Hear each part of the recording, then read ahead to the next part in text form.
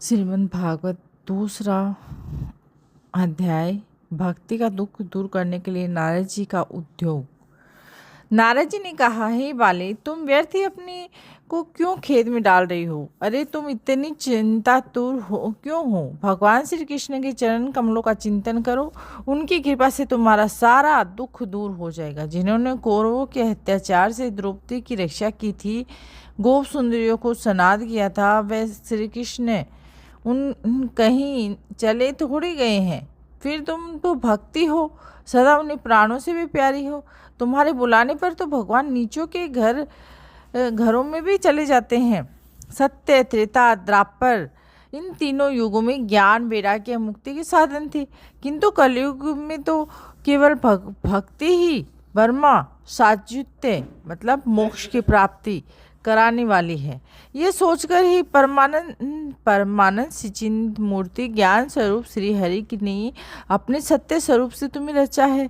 तुम साक्षात श्री कृष्ण चंद्र की प्रिया और परम सुंदरी हो। एक बार जब तुमने हाथ जोड़कर पूछा था कि मैं क्या करूं, तब भगवान ने तुम्हें यही आज्ञा दी कि मेरे भक्तों का पोषण करो। तुमने भगवान की वह आज्ञा स्वीकार कर ली है। इससे तुम पर श्री हरि बहुत ही प्रसन्न हुए हैं और तुम्हारी सेवा के लिए मुक्ति को तुम्हें दासी के रूप में जो दिया है और इन ज्ञान और वैराग्य के पुत्रों के रूप में तुम अपने साक्षात स्वरूप को से वैकुंठ धाम में ही भक्तों का पोषण करती हो। भूलोक में तो तुमने उनकी पृष्टि के लिए केवल छाया रूप धारण कर रखा है। तब तुम मुक्ति, ज्ञान, वैराग्य को साथ लिए पृथ्वी तल पर आई और सत्य युग के दापर युग पर्यंत बड़े आनंद से रही। अब कलयुग में तुम्हारी दास्य मुक्ति पाखंड रूप रोग से पीड़ित होकर क्षीण होने लगी थी, इसीलिए वह तो तुरंत ही तुम्हारी आज्ञा से वैकुंठ लोक को चली गई। अब इस लोक में भी तुम्हारे स्मरण करने से ही वह आती है और वहीं फिर चली जाती है, किंतु इन ज्ञान वैराग्यों को तुमने पुत्र मानकर अपने पास ही रख छोड़ा है। फिर भी कलयुग में इनकी उपेक्षा होने के कारण तुम्हारे ये पुत्र उत्साह और वृद्ध हो गए हैं। फिर भी तुम चिंता न करो, मैं इनके नव जीवन का उपाय सोचता हूँ। सुमुखी, कली के समान कोई भी युग नहीं है। इस युग में मैं तुम्हें घर घर में प्रत्येक पुरुष के हृदय में स्थापित कर दूंगा। देखो, ये अन्य सब धर्मों का दबाकर और भक्ति विषयक महाउत्सव को आगे रखकर यदि मैंने लोक में तुम्हारा प्रचार नहीं किया तो मैं श्री हरि का दास नहीं। और इस कलयुग में जो जीव तुमसे युक्त होंगे वे पापी होने पर भी बेखट के भगवान श्री कृष्ण के अभय धाम प्राप्त होंगे। जिनके हृदय में निरंतर प्रेम रूपणी भक्ति निवास करती है, सुधांतकरण पुरुष स्वप्न में भी यमराज को नहीं देखते। जिनके हृदय में भक्ति महारानी का निवास है, उन्हें प्रेत, पिशाच, राक्षस या दैत्य आदि स्पर्श करने में भी समर्थ नहीं हो सकते। भगवान तप, वेदाध्ययन, ज्ञान और कर्म आदि किसी भी साधन से वश में नहीं किए जा सकते। वे केवल भक्ति से ही वशीभूत होते हैं। इसमें श्री गोपीजन प्रमाण है। मनुष्यों का सहस्त्र जन्मों के पुण्य प्रताप से भक्ति का अनुराग होता है। कलयुग में केवल भक्ति ही सार है। भक्ति तो साक्षात श्री कृष्ण चंद्र सामने उपस्थित हो जाते हैं। जो लोग भक्ति से द्रोह करते हैं वे लोग तीनों लोकों में दुख ही दुख पाते हैं। अपूर्व काल में भक्त का तिरस्कार करने वाले दुर्वासा ऋषि को बड़ा कष्ट उठाना पड़ा था। बस व्रत, तीर्थ, योग, यज्ञ, ज्ञान, चर्चा आदि बहुत से साधनों का की कोई आवश्यकता नहीं है। एकमात्र भक्ति ही मुक्ति देने वाली है। अब तो श्री सूर्य कहते हैं, इस प्रकार नारद जी के निर्णय किए हुए अपने महात्म को सुनकर भक्ति सारे अंग पृष्ठ हो गए और उनसे कहने लगी। भक्ति ने कहा, नारद जी, आप धन्य हैं। आपकी मुझ में निश्चल प्रीति है। मैं सदा आपके हृदय में ही रहूंगी, कभी आपको छोड़कर नहीं जाऊंगी। हे साधु, आप बड़े कृपालु है। आपने क्षण भर में ही मेरा सारा दुख दूर कर दिया है, किंतु अभी भी मेरे पुत्रों में चेतना नहीं आई है। आप इन्हें शीघ्र ही सचेत कर दीजिए और जगा दीजिए। तो श्री सूर्य जी कहते हैं, भक्ति के ऐसे वचन सुनकर नारद जी को बड़ी करुणा आई और वे उन्हें हाथ से हिला डुला कर जगाने लगे। फिर उनके कान में के पास मुंह लगाकर जोर से कहा, ओ ज्ञान जल्दी जग पढ़ो, ओ वैराग्य जल्दी जग पढ़ो। फिर उन्होंने वेद ध्वनि, वेदांत घोष और बार बार गीता पाठ करके उन्हें जगाया। इससे वे जैसे तैसे बहुत जोर लगाकर उठे, किंतु आलस्य के कारण वे दोनों जम्भाई लेते रहे। नेत्र उखाड़ कर देख भी नहीं सकी। उनके बाल बगुलों की तरह सफ़ेद हो गए थे। उनके अंग प्राय सूखे कांट के समान निस्तेज और कठोर हो गए थे। इस प्रकार भूख प्यास के मारे अनंत दुर्बल होने के कारण उन्हें फिर सोते देख नारद जी को बड़ी चिंता हुई और वे सोचने लगे, अब मुझे क्या करना चाहिए। यह नींद और इससे भी बढ़कर इनकी वृद्धावस्था कैसे दूर होगी। तो श्री शौनक जी इस प्रकार चिंता करते करते वे भगवान का स्मरण करने लगे। उसी समय यह आकाशवाणी हुई कि हे मुनि, खेद मत करो, तुम्हारा ये उद्योग निस्संदेह सफल होगा। हे देवर्षि, इसके लिए तुम एक सत्कर्म करो। वह कर्म तुम्हें संत शिरोमणि मानो भाव बताएंगे। उस सत्कर्म का अनुष्ठान करते ही क्षण भर में उनकी नींद और वृद्धावस्था भी चली जाएगी तथा सर्वत्र भक्ति का प्रचार भी होगा। यह आकाशवाणी वहाँ सभी को साफ साफ सुनाई दी। इससे नारद जी को बड़ा विस्मय हुआ और कहने लगे, मुझे तो इसका कुछ भी आशय समझ में नहीं आया। तो श्री नारद जी ने बोले, इस आकाशवाणी ने भी गुप्त रूप में ही बात कही है। यह नहीं बताया कि वह कौन सा साधन किया जाए जिससे इनका कार्य सिद्ध हो। वह संत न जाने कहाँ मिलेंगे और किस प्रकार उस साधन को बताएंगे। अब आकाशवाणी ने कुछ कहा है, उसके अनुसार कि मुझे क्या करना चाहिए। तो श्री सूर्य जी कहते हैं, शौनक जी, तब ज्ञान वैराग्य दोनों को वहीं छोड़कर नारद मुनि वहां से चल पड़े। अब प्रत्येक तीर्थ में जाकर मार्ग में मिलने वाले मुनीश्वरों से वह साधन पूछने लगे। उनकी उस बात को सुनते तो सब थे, किंतु उसके विषय में कोई कुछ भी निश्चित उत्तर नहीं देता। किन्हीं ने उसे असाध्य बताया, कोई बोले इसका ठीक ठीक पता लगाना भी कठिन है। कोई सुनकर चुप रह गए, कोई तो अपनी अवज्ञा होने से के भय से बात को टाल टूल कर घिसक गए। त्रिलोकी में महान आश्चर्यजनक हाहाकार मच गया। लोग आपस में कानाफूसी करने लगे। भाई, जब वेद ध्वनि, वेदांत घोष और बार बार गीता पाठ सुनाने पर भी भक्ति, ज्ञान और वैराग्य तीनों नहीं जगाए जा सकते, तब और कोई उपाय नहीं है।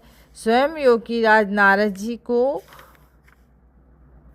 भी जिसका ज्ञान नहीं है और उसे दूसरे संसारी लोग कैसे बता सकते हैं। इस प्रकार जिन जिन ऋषियों से इसके विषय में पूछा गया, उन्होंने निर्णय करके यही कहा कि ये बात दुस्साध्य ही है। तब नारद जी बहुत चिंतातुर हुए और बद्री भवन में आए। वो ज्ञान वैराग्यों को जगाने के लिए वहाँ उन्होंने यही निश्चय किया कि मैं तप करूँगा। इसी समय उन्हें अपने सामने करोड़ों सूर्य के समान तेजस्वी सनकादिक मुनीश्वर दिखाई दिए। उन्हें देखकर वे मुनिश्रेष्ठ कहने लगे। नारद जी ने कहा, हे महात्माओं, इस समय बड़े भाग्य और आप में हे महात्माओं, इस समय बड़े भाग्य से मेरा आप लोगों के साथ समागम हुआ है। आप मुझ पर कृपा करके शीघ्र ही साधन बताइए। आप सभी लोग बड़े योगी, बुद्धिमान और वेदांत हैं। आप देखने में 5-5 वर्ष के बालक से जान पड़ते हैं, किंतु है पूर्वजों के ही पूर्वज। आप लोग सदा वैकुंठ धाम में निवास करते हैं, निरंतर हरि कीर्तन में तत्पर रहते हैं, भक्ति लीलामृत का रसास्वादन कर सदा उसी में उन्मत्त रहते हैं। एकमात्र भगवत कथा ही आपके जीवन का आधार है। हरि शरणम, भगवान ही हमारे रक्षक है। ये वाक्य सर्वदा आपके मुख में रहता है। इसी से काल प्रेरित वृद्धावस्था में आपको बाधा नहीं पहुंचाती। पूर्व काल में आपके भ्रूण मात्र से भगवान वैकुंठ द्वारपाल जय और विजय तुरंत पृथ्वी पर गिर गए थे और फिर आपकी ही कृपा से वे पुनः वैकुंठ लोक में पहुंच गए। धन्य है, इस समय आपका दर्शन बड़े सौभाग्य से हुआ है। मैं बहुत दीन हूँ और आप लोग स्वभाव से ही दयालु है, इसीलिए मुझ पर आपको अवश्य कृपा करनी चाहिए। बताइए, आकाशवाणी ने इस जिसके विषय में कहा है वह कौन सा साधन है और मुझे किस प्रकार उसका अनुष्ठान करना चाहिए। आप इसका विस्तार से वर्णन कीजिए। भक्ति ज्ञान वैराग्य को किस प्रकार सुख मिल सकता है और किस तरह इनकी प्रेम पूर्वक सभी वर्णों में प्रतिष्ठा की जा सकती है। सनकादिक ने कहा, हे देवर्षि, आप चिंता न करें, मन में प्रसन्न हो। उनके उद्धार का एक सरल उपाय पहले से ही विद्यमान है। नारद जी, आप धन्य हैं। आप विरक्तों के शिरोमणि हैं और श्री कृष्णदासों के शाश्वत पथ प्रदर्शक एवं भक्ति योग के भास्कर हैं। आप भक्ति के लिए जो उद्योग कर रहे हैं, ये आपके लिए कोई आश्चर्य की बात नहीं समझनी चाहिए। भगवान के भक्त के लिए ही तो भक्ति सम्यक स्थापना करना सदा ही उचित है। ऋषियों ने संसार में अनेकों मार्ग प्रकट किए हैं, किंतु वे सदा सभी कष्ट साध्य हैं। परिणाम में प्राय स्वर्ग की प्राप्ति कराने वाले हैं। अभी तक भगवान की प्राप्ति कराने वाला मार्ग तो गुप्त ही रहा है। उसका उपदेश करने वाले पुरुष प्राय भाग्य से ही मिलता है। आपको आकाशवाणी ने जिस सत्कर्म का संकेत किया है उसे हम बतलाते हैं। आप प्रसन्न समाहित चित्त होकर सुनिए। तो नारद जी ने दर्व यज्ञ, तपो यज्ञ, योग यज्ञ और स्वाध्याय रूप ज्ञान यज्ञ, वे ये सब तो सर्वागादि की प्राप्ति कराने वाले वो कर्म की ही संकेत करते हैं। पंडितों ने ज्ञान यज्ञ को सत्कर्म मुक्तिदायक, सत्कर्म का मतलब होता है मुक्तिदायक कर्म का सूचक माना जाता गया है। वह श्रीमद् भागवत का पारायण है और जिसका ज्ञान सुकादि महानुभावों ने ज्ञान वैराग्य को कष्ट मिट जाएगा, भक्ति को आनंद मिल जाएगा। सिंह की गर्जना सुनकर जैसे भेड़ियों को जैसे भेड़ियों को भाग जाते हैं, उसी प्रकार श्रीमद् भागवत ध्वनि के से कलयुग से सारे दोस्त नष्ट हो जाएंगे। तब प्रेम रस प्रवाहित करने वाले भक्ति ज्ञान और वैराग्य को साथ लेकर प्रत्येक घर और व्यक्ति के हृदय में क्रीड़ा करेगी। अब तो नारद जी ने कहा, मैंने वेदांत की ध्वनि और गीता पाठ करके उन्हें बहुत जगाया, किंतु फिर भी भक्ति और ज्ञान वैराग्य ये तीनों नहीं जगे। ऐसी स्थिति में श्रीमद् भागवत सुनाने से वे कैसे जगेंगे, क्योंकि उस कथा के प्रत्येक श्लोक और प्रत्येक पद में भी वेदों का ही सारांश है। आप लोग शरणागत वत्सल हैं, आपका दर्शन कभी व्यर्थ नहीं होता है। इसीलिए मेरा ये संदेश भी दूर कीजिए और इस कार्य में विलंब मत कीजिए।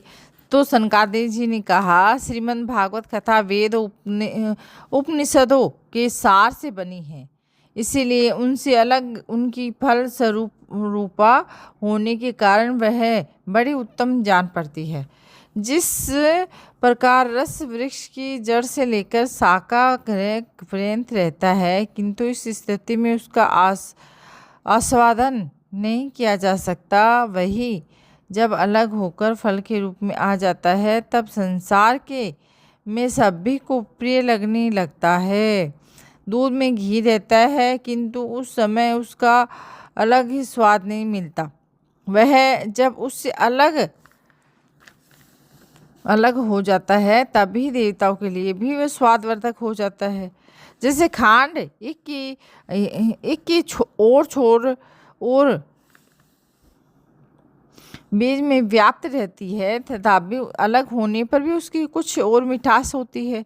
ऐसे ही यह भागवत की कथा है और यह भागवत पुराण वेदों के समान है। तो श्री व्यास देव जी ने इसे भक्ति और ज्ञान वैराग्य की स्थापना के लिए प्रकाशित किया है। और पूर्व काल में जिस समय वेद वेदांत के पारगामी और गीता की भी रचना करने वाले भगवान व्यासदेव के खिन्न होकर अज्ञान समुद्र के गोते खा रहे हैं, उस समय आपने ही उन्हें 4 श्लोक में इसका उपदेश किया था।